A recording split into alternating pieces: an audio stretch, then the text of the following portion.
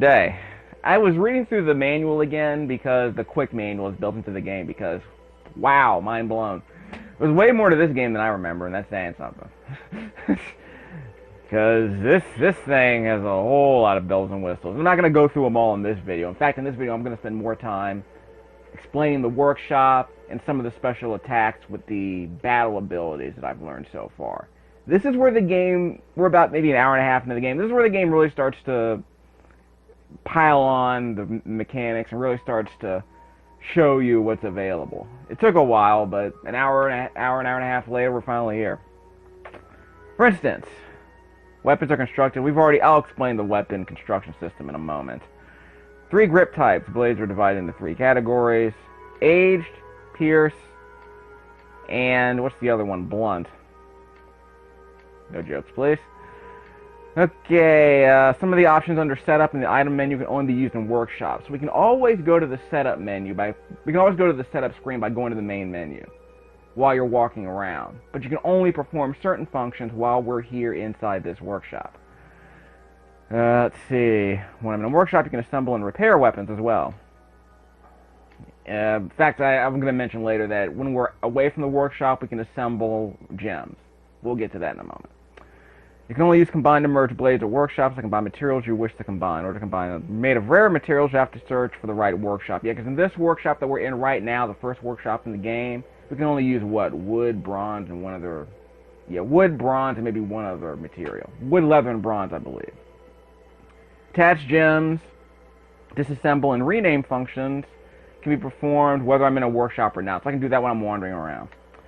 Attaching gems, I guess, makes sense. Disassembling makes sense. Renaming, well, you should be able to do that anywhere, right? DP and PP, damage points and phantom points. These I'm definitely going to mention in this video. Damage points are like durability points. Excuse me. Damage points are like durability points. They reflect how much wear has been used on your weapons and armor. As I use them, their DP drop. If it reaches 0, their effectiveness is halved. Now, I was worried that durability was like on a sliding scale. But apparently it's a binary scale. Either you have damage points or you don't. According to this, if I have 1 damage point, it is just as good as if it's just as good as if you had 100. I'm curious if that's the way it works, but the game's implying that the effectiveness doesn't seem to matter until you reach 0. I can double check that by going to an FAQ. Of course, we can always test it out ourselves. But the idea is that as long as you have some DP, your weapon does have full effectiveness. We'll find that out. That's a question that we'll earmark for later, I guess. Phantom points, PP. I was calling them power points, but they're phantom points. Doesn't matter what they represent. Doesn't matter what they represent. PP increase as you use a weapon or piece of armor, unlike DP. When the PP reaches max, the weapon or armor's effectiveness doubles, so it's the opposite. Apparently having 1 PP is no different than having 99. But once you get to 100, then yeah, that's when the effectiveness doubles.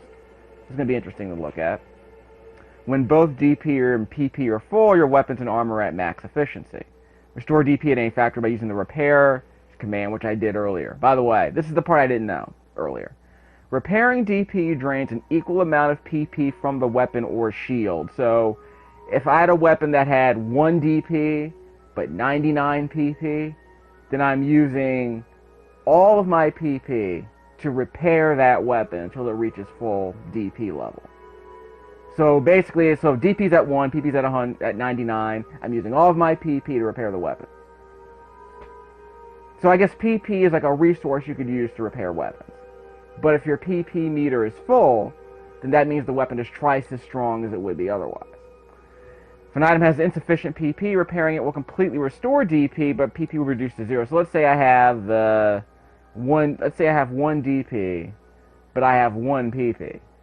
So 1 for each level. I can use that 1 single power point that I have to completely repair the weapon that I have. That's actually an interesting note. I guess I can manipulate that if I want, but it's an interesting feature. When my hero is in battle mode, his weapons and armor will slowly lose PP. That I had no idea about. So I should never be in battle mode unless there's an enemy on screen. That's actually surprising. Switching to normal mode prevents this. Weapons and armor each have an affinity and a class. There are 6 affinities. Blah, blah, blah. I haven't had to worry about that yet. If a weapon's fire affinity increases, that weapon will deal more damage to water-based creatures. When a piece of armor's fire affinity increases, its resistance to attacks from fire-based enemies rises. That makes a lot more sense, actually. If someone shoots fire at me, then the armor is more likely to resist those attacks in the future. I guess armor learns from being attacked too. The affinities as related are shown below. Opposites: fire and water, earth and air, light and dark. When my hero attacks a creature, the weapon he uses will gain in the affinity opposite of that creature. Similarly, when a creature attacks Ashley, his armor will gain in the same affinity as the creature. So, they're going to explain that in a second. If I attack a fire creature, my water affinity increases. The argument being that if I attack, let's say I attack Firestar with my sword gains a water affinity. Okay, I can deal with that. If a fire creature attacks me, my armor's fire affinity will increase. So if Firestar attacks me, my armor gains fire affinity. So my sword, if I attack Firestar, my sword gains water affinity. If Firestar attacks me, my armor and my shield or whatever gain fire affinity. Weird, but there you go. Occasionally, when affinity rises, the opposite affinity will drop. Ugh. So if fire goes up, water goes down, and vice versa. That's kind of weird. There is no opposite affinity to physical type attacks. Attacking a physical affinity foe will not affect Ashley's weapon. Yeah, so basically, if I punch Cyclops, that's affinity. I guess that's a physical affinity foe. A weapon's attack affinity is determined by that weapon's highest affinity. Oh. So let's say I have 2 water and 1 in everything else. That means it's a water weapon? That's actually good to know. It's one less thing to worry about. It helps me cut through the clutter of all the stats in this game. Each of Ashley's foes belongs to one class. By fighting foes of a particular class, Ashley's weapon and armor will become more effective against foes of that class. Yeah, that makes sense. Well, that means they'll explain the classes later. When my hero attacks or is attacked by foes, his weapon or armor will gain in the class of the foe. So, for instance, if the hero attacks a dragon class foe, his weapon's dragon class rating will increase. That makes sense. Oh, class, so not affinity. So if I attack a dragon in Skyrim, my weapon's dragon affinity will rise. If a dragon attacks me, my armor's dragon rating will increase. Like affinity, if one class rises, the class below it may drop. Class rankings. Weapon and armor classes are ranked by priority as follows. Blank blank. Strong, evil, human, beast, undead, phantom, weak, dragon, evil, human. Is that the way it works? Guess beasts are stronger than dragons? For instance, if the dragon class foe from the example above attacks Ashley, his armor's dragon class rating rises, but the classes below dragon, like evil and human, may drop. Oh! So if a dragon attacks me, so that's what that means up there. So if a phantom attacks me, then dragon, evil, and human might go down. But evil and human are on top of beast? So if a beast attacks me, undead, phantom, dragon, evil, and human will drop? I'm not sure how that works. Maybe if a strong human attacks me, then a weak human goes down. Does that make... I don't know what that means. But I like that they explain that, but that's kind of weird. You can check the stats of Ashley's armor and weapons by going to stats and yeah. When you change the hero's equipment setup or remove any armor or weapons, the status change display resets. Fine. By intentionally resetting the status change display, you can easily keep track of how their weapons are developing. Okay. So we're going to learn today. Read me. We're not going to read this whole thing. Basic tips. Yeah, it's already been established. Moving cloud stones. It's a little extent you can change. Free look. He won't need this. Phantom points don't decrease in Ashley's in normal mode either. Okay, Ashley can use defense abilities, magic, and the items in either mode. That's good to know, actually. Form basic options, yeah. HP, MP, and risk all recover faster in normal mode. Phantom points will decrease naturally when wearing armor. Resistance to magic also increases. Okay. Shield bonuses are also added to resistance in battle mode, so when you want magic, like healing magic, to work, switch to normal mode first. Okay, using magic or items to heal HP will automatically reduce damage on its hit locations. At the same time, this will cure any stats or abnormalities. Yeah. When risk is high, chance to hit with normal attacks decrease and break guards decreases. As risk increases, so is the amount of damage they actually receive from enemy attacks. Yeah. As risk increases, so is the chance of landing a critical hit. Note that HP recovery spells like heal are more effective when my risk is high, so using multiple chain abilities makes risk increase even faster. Yeah. I don't think I have a single grimoire so that I can learn magic. I'll check my inventory, see if I got one lying around. But in the meantime, we'll go back to the workshop to explain this. That was a lot of talking, wasn't it? I said we're going to learn today.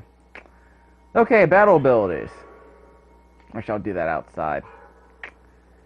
What can I do in here? Items. Well, I did this in my last video. I can break stuff down. For instance, here, I can repair items. I don't think I have any items. In fact, let me do a quick check. Yeah, I can't see their stats. That's disappointing. Okay, that might be the way to do it.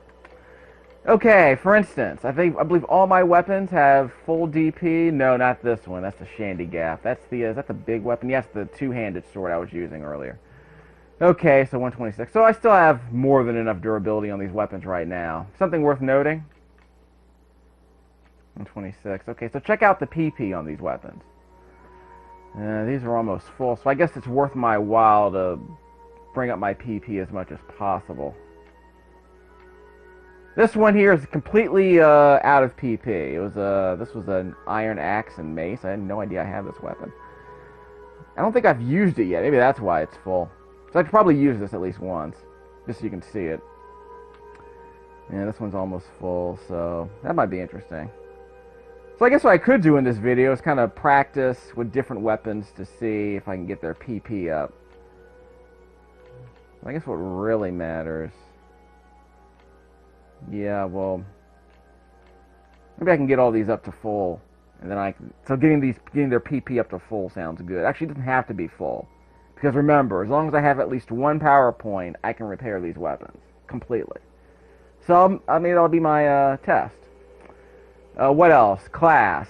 The highest affinity is what matters here. For instance, is the affinity listed here? So I'm going to have to check them all. For instance, what's the highest affinity here? Well, they're actually wrong one. Affinity. Whoops. Just a second. Let's go back a bit. I got to jump the gun.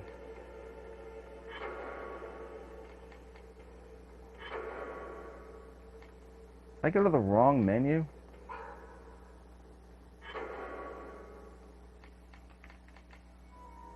Yeah, I was trying to see what my status, sorry. There we go. Okay, affinity. See this one right here is a blunt weapon. It's a physical blunt weapon. On the bottom of the screen it says blunt one-handed. Okay, so it's blunt. That's pretty much, see? It's blunt. This is piercing, really? It says it's edged right here. Let me check on that. That's weird. Oh, maybe it was maybe that was the grip. Never mind. Yeah, that was weird. Okay, affinity.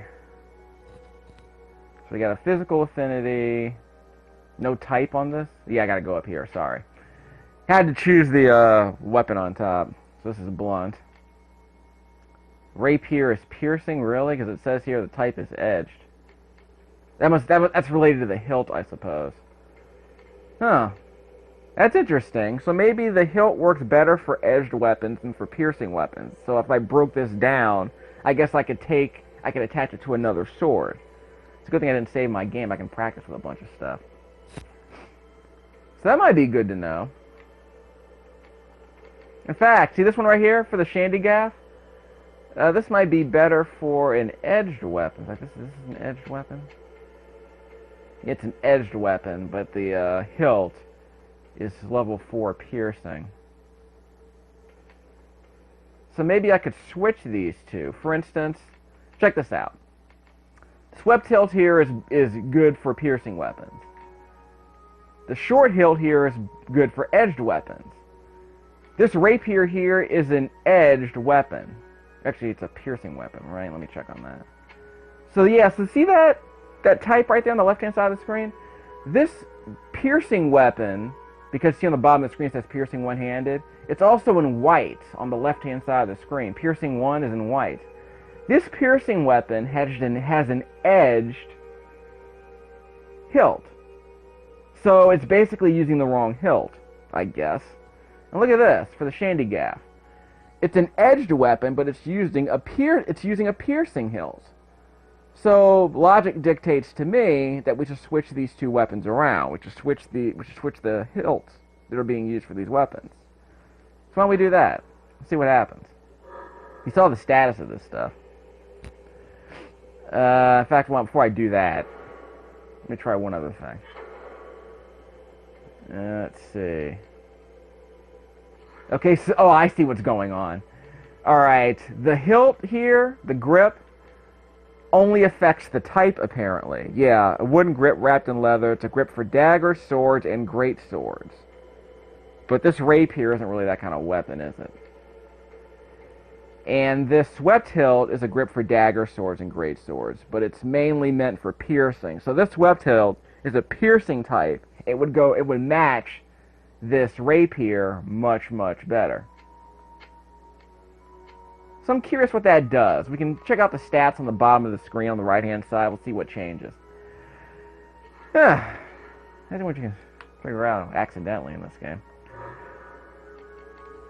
This actually kind of changes my opinion of the game, knowing that all these features are part of the... all of these stats are kind of have these synergies. Very interesting. Wasn't aware of that.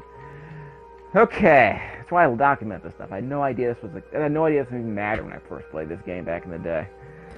Well, live and learn. Okay, items. There we go, setup. Okay, so watch this. We're going to disassemble these weapons. No! Yes, I'm going to disassemble the weapons. Don't worry, they'll come back. Rapier and the Shandy Gaff. Yep. And we will disassemble Shandy Gaff. Should probably only disassemble weapons I'm not going to use. I'm not going to save any of this anyway. This is a workshop, right? We're not going to save what we're doing in this video. Assemble weapons. Here's an example. Okay, this broadsword is an edged weapon, so we're going to need an edged grip. That would be, ooh, well, that's more for blunt, but we can use them for both. So this one's edged. So well, that was the one that was attached to the rapier. We're going to put this on our edged weapon. See, and now it's an edged weapon with the proper type. So that makes sense.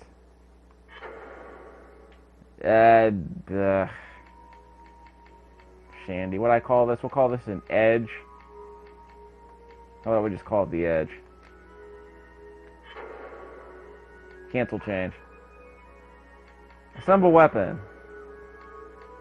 Blades. Okay, so yeah, I didn't change the weapon, hopefully. I didn't change the name, I hope. Rapier. Piercing type. Let's use a piercing grip. Not that, but this. Okay. Call it a rapier. Complete attachment, yes. Cancel change. Rapier's okay, yeah. So we're not changing any of that. Okay. So let's try something here. Do I want to attach a weapon? Well, I can do this anywhere, right? But let me just do a quick test. So I can't attach this gem to anything other than a spear. So we'll just explain that in a second. This is a physical affinity. Piercing weapon. With a really bad pole. That pole is not made for this kind of weapon. Well, it'll do, but it's mainly made for edged weapons, I guess. Oh well. I'll keep it in mind.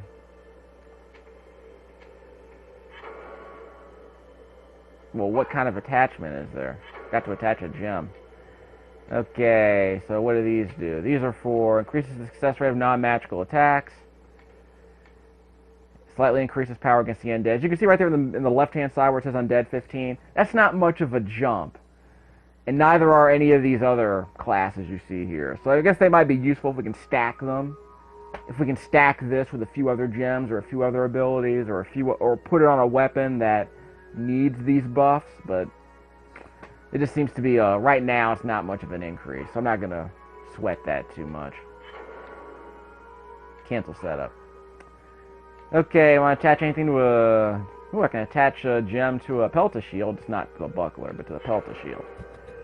Alright, so what are my options here?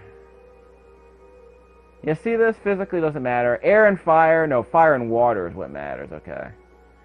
Air and earth, light and dark. So basically this is an earth, fire weapon. But as you can see right there in the middle of the screen, there isn't a lot of affinity. There isn't a lot of effect here. So it might not matter that much. So I guess if you really want to make an undead stopper, an undead attack stopper, I guess that might be useful. We're not going to worry about that.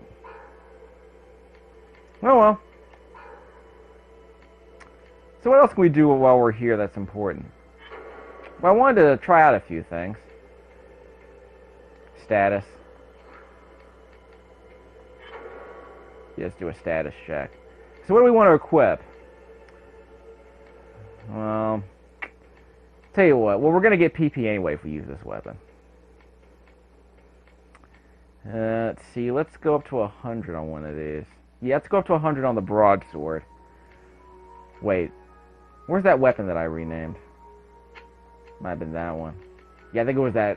Yeah, I forgot to... Yeah, I ended up accidentally changing the name of the weapon. Never mind, forgot to say anything. That was the sword that I was working on earlier. This, the Shandy, whatever it was called. Yeah. Anyway, that's the sword I just made. It has the proper edge, which is what matters, right? Yep, it's a two-handed weapon that I was working on earlier. That's a piercing weapon, and with a much better hilt now. Don't know if that makes a difference, but hey, here we are. So I used this one to get it up to 100. And what else can I do? I'll check and see if I can get myself some DP here. In a fight. Wait, I forgot to actually switch to the weapon. That'd be nice. Come on. Alright, let's do this. Now I also have to figure out how I can beat those blobs, by the way. Like I said, we're not going to save this.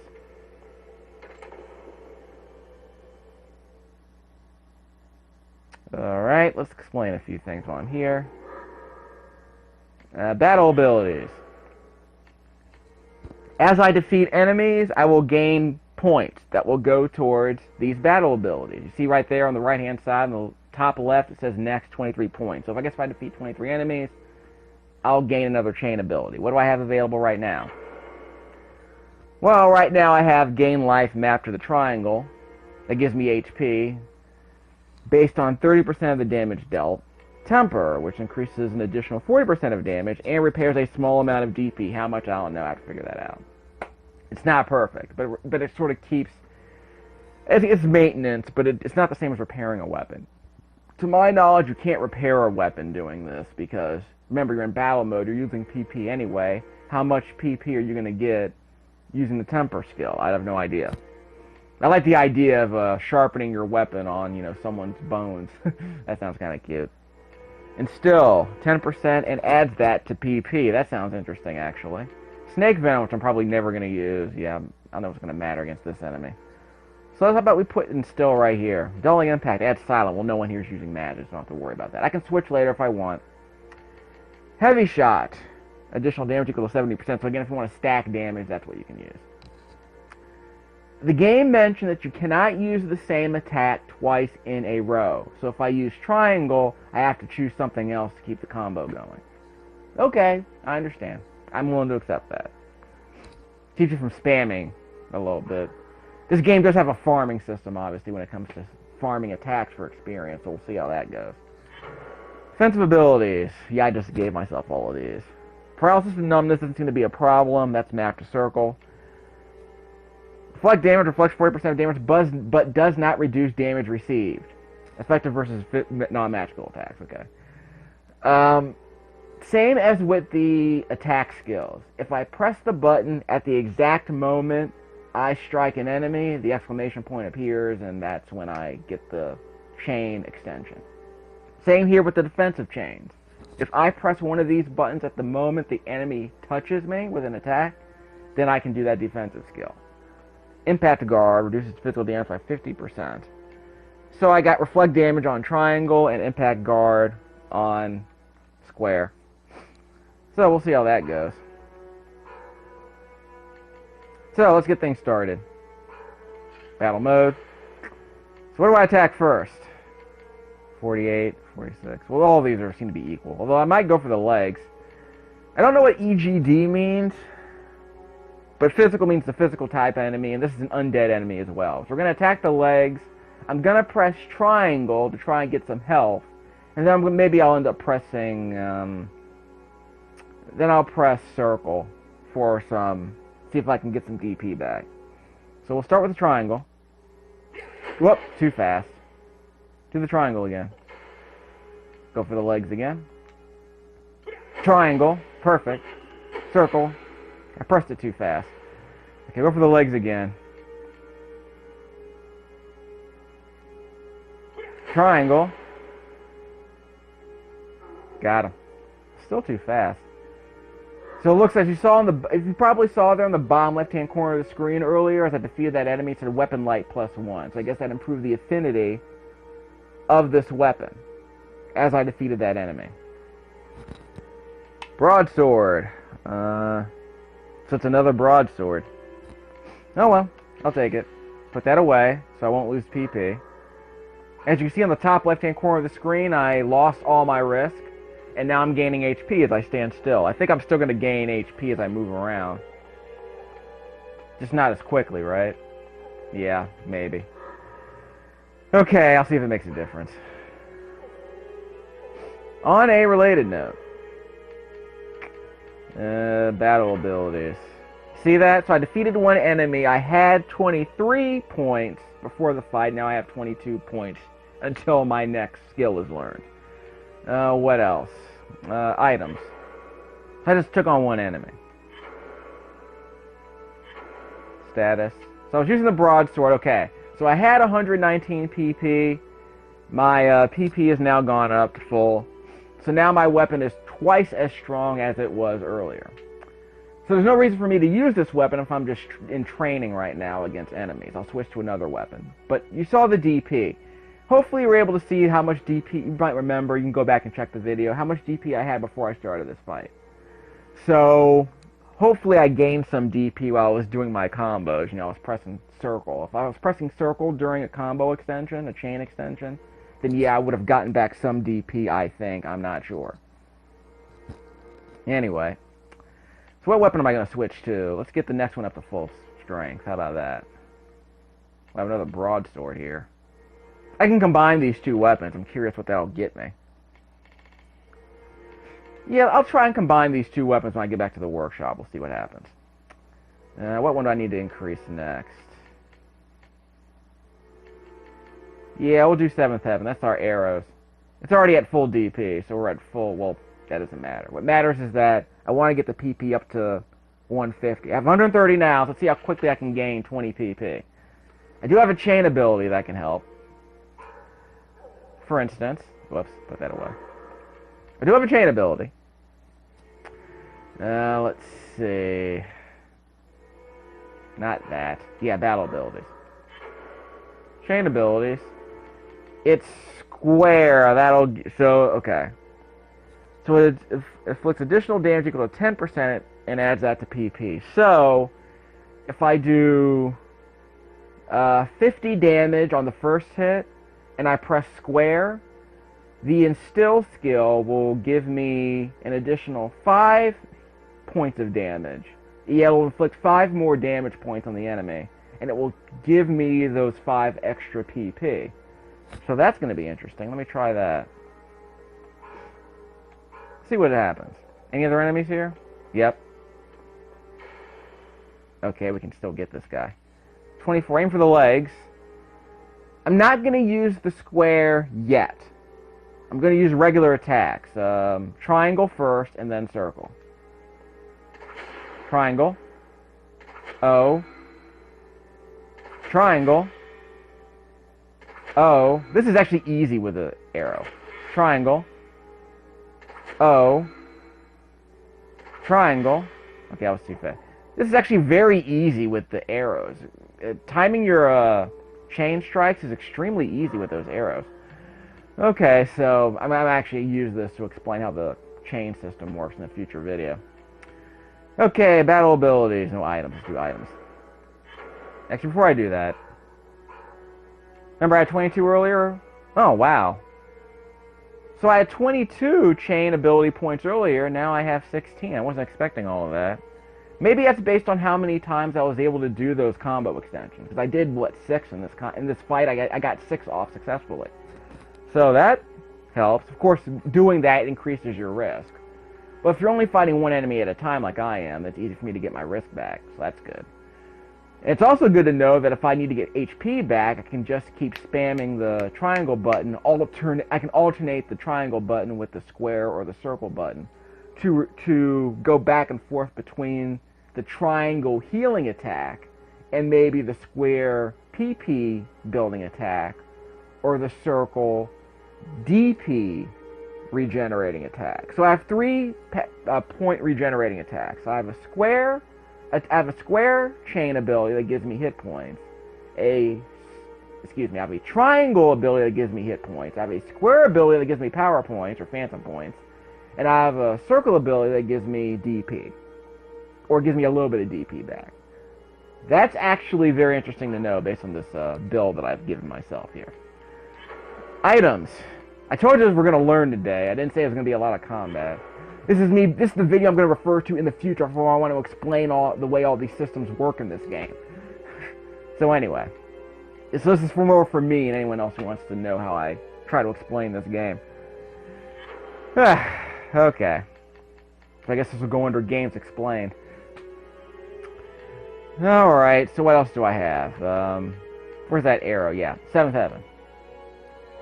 Okay, so I got all my DP back. Wow, I wasn't expecting that. And I gained 10 PP during that fight, because I had 130 before this fight, now I got 10. So if I do one more fight, this weapon should be at full strength. While I'm thinking about it, let me go back to the broadsword, because I think it gained light. It said light? Yeah, it gained light affinity in that fight, which doesn't seem to matter that much. But there you go. That was in my first fight against that first enemy I beat. Okay, so I'm learning. Can't carry a shield if I have a two-handed weapon, but that's okay. Okay, so let's see if I can get this thing up to full strength. One more enemy should do it.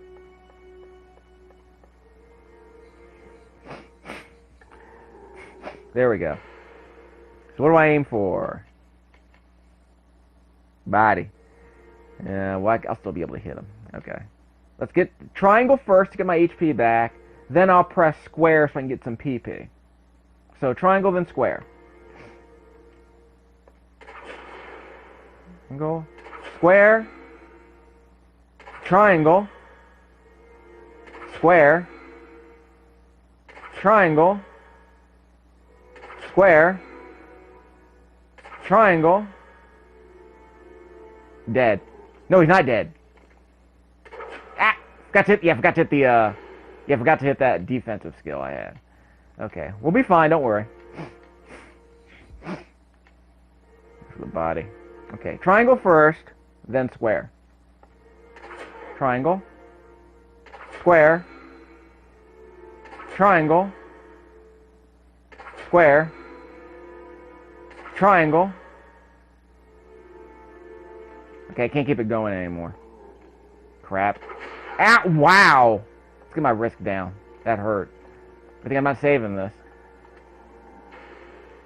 Wait, where'd he go?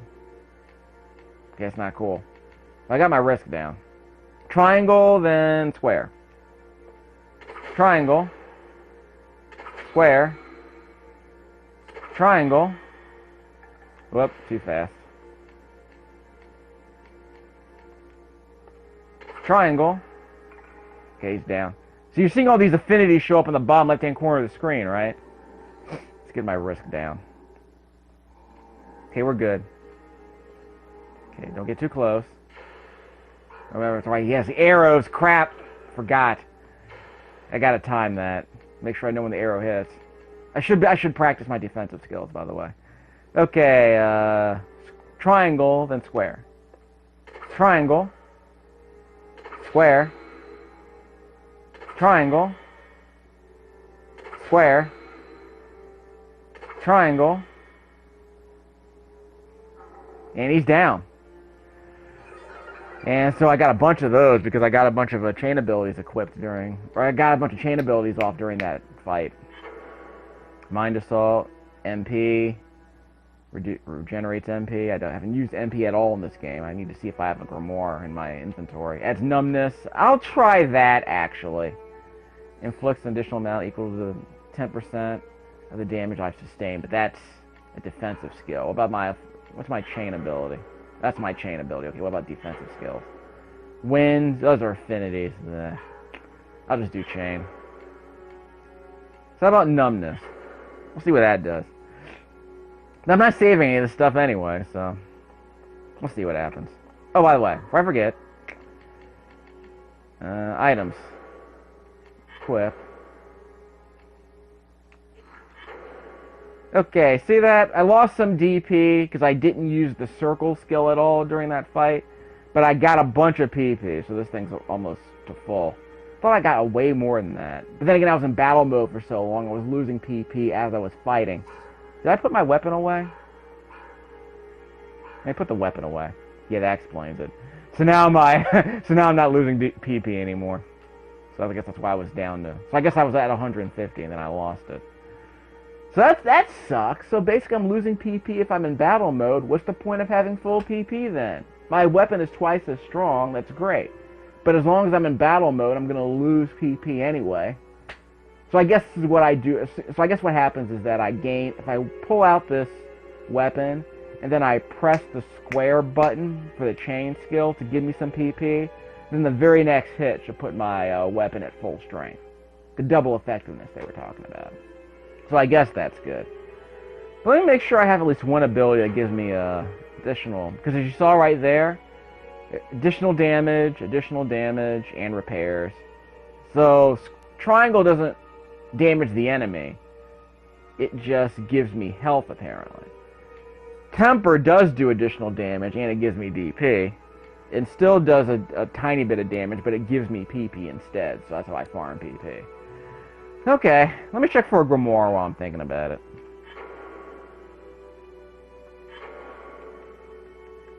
Not that. Weapons, blades, grips, shields, armor, gems. Miscellaneous. There I go. I have a Grimoire right here so I can learn healing. Thank God. Holy crap. Lord. Temporarily decreases strength. Okay, so let's just... I don't have to sell it. Wait. How do I learn that? Oh, use. Okay, never mind. Oh. Wait, what? You tell me I can't just read it? Oh. Wait a minute.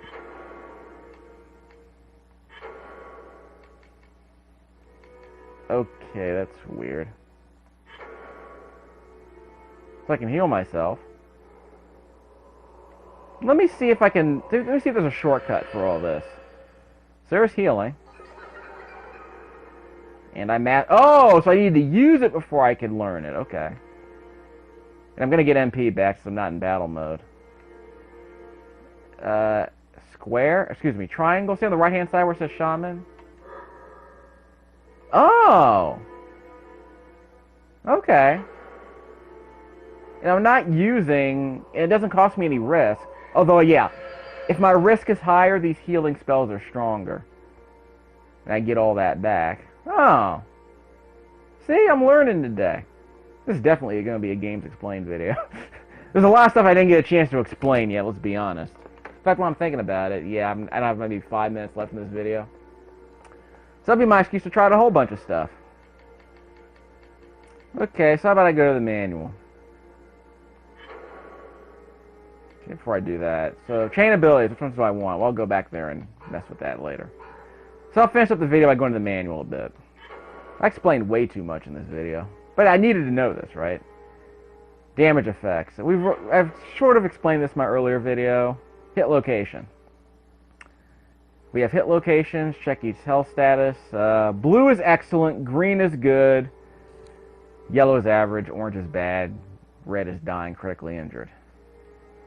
Let me scroll down a bit. There we go. So you can see the icons here. Blue means everything's perfectly healthy. Green means it's taking some damage. Yellow means, yeah, it's average. Condition readings are meant as battle aid, do not affect performance. Okay, however, negative side effects will occur when a hit location is dying. Okay, so it's a binary. It's not a sliding scale. It's binary. You're fine until you reach red, and then when you're in the red, you're in trouble. Okay. I guess you could say it's like the freezing point or the boiling point. You're fine until you get to that point, and then boom, everything goes to crap. I guess maybe it's like a denaturalization. It's like absolute zero, I guess. Once you reach absolute zero, everything stops. 0 degrees Kelvin, is that what that is? Dying, special status abnormalities are triggered that dramatically reduce performance. For instance, my right arm is critical and red. My attacks do half damage. My left arm is bad. That means my parries do half. Chance to parry decreases by 50%. By the way, the right arm attack 50%, damage dealt by regular attacks and break arts decreases and cuts in half, basically. Head, silent. So it's like someone baps me over the head, I can't cast spells. Pops me in the head.